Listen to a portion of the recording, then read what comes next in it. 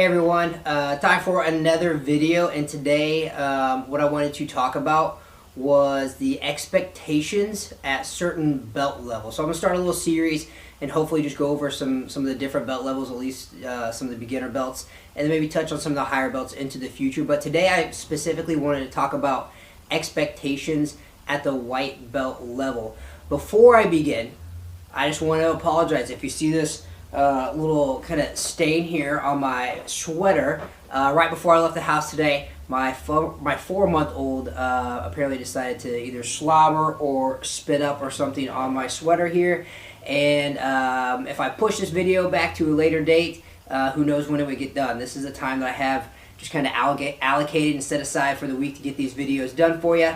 And if I don't do it now, it'll be at least another week or two before I could actually get it done. So if you notice that, that's the life of, I guess, having a 4-month-old at home. So today, guys, like I said, I want to talk about the expectations at belt levels, but in particular at the white belt level. I have my notes once again that I'm going to go over to try to touch on a couple of the topics.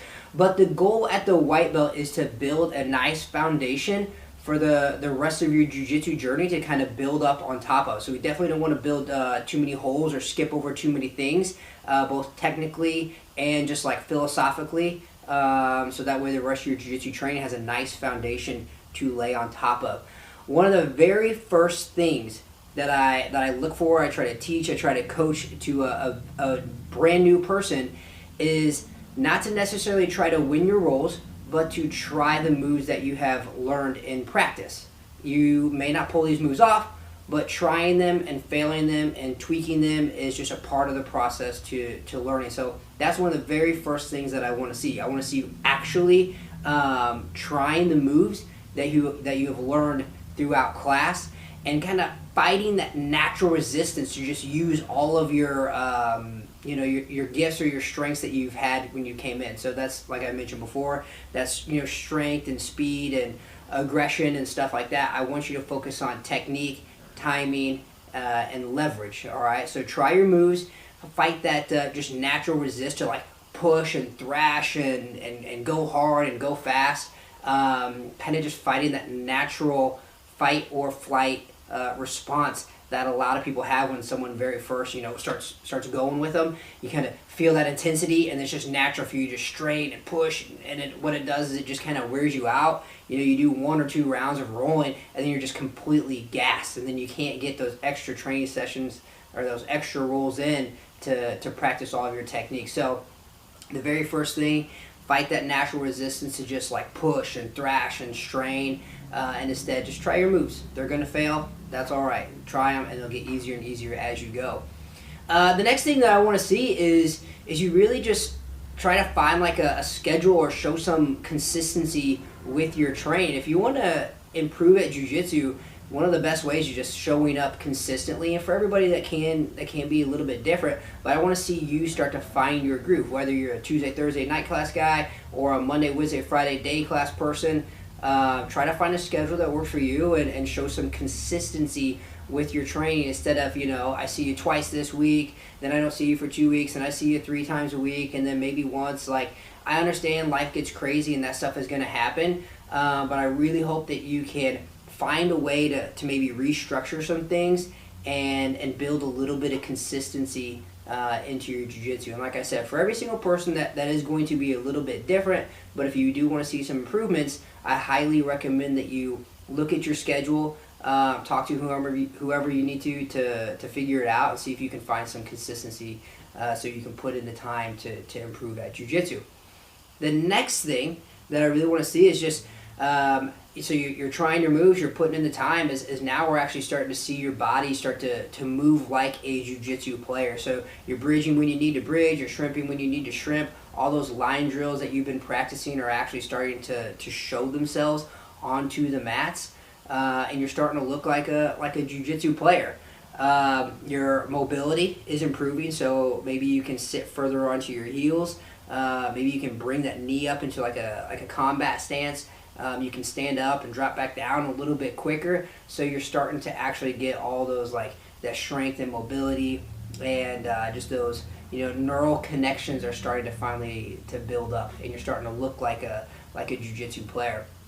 The fourth thing, and kind of like the final thing, so I didn't really mention this, but these are kind of things that I look at when I'm ready to maybe hand out a stripe for a white belt. The first one, I want to see you stop pushing and thrashing.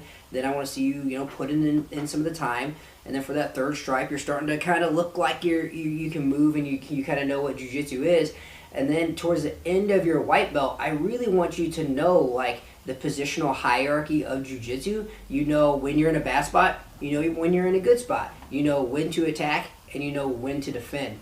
You may not necessarily pull all of these moves off. You may not actually, get the armbar when you go for the armbar, and you may not even get the mount escape when you go for the mount escape.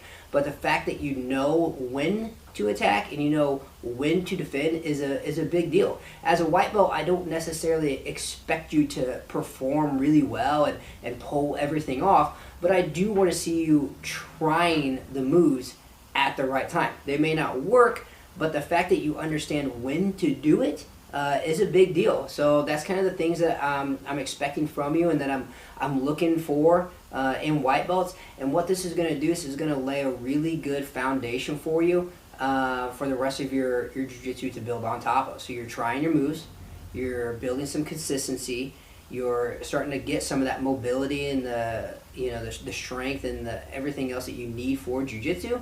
And then you know what positions are attacking positions, what positions are defending positions. So if you guys can focus on those things and try to accomplish those at your white belt, I do think it's going to set you up really good for the rest of your jiu-jitsu journey. And that's not the only things that you need to focus on, but those four things I think are very important and will give you a really good foundation to build the rest of your jiu-jitsu on top of.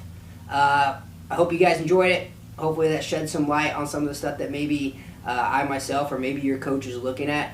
If you're not at this academy, go to your coach and ask them what their expectations of you are at your at whatever belt you're at, or whatever rank or level you are at, and then hopefully they can shed some light on that. Coaches, I'm sure, are willing to answer any of those kinds of questions, get on the same page with you, so that way you kind of know where to focus your training. So if you guys got any questions, just reach out, let me know. If you like this video, I'm going to try to do some more as far as like the blue belt expectations or what you should kind of be focusing on, purple, brown, black belt into the future. So thanks again.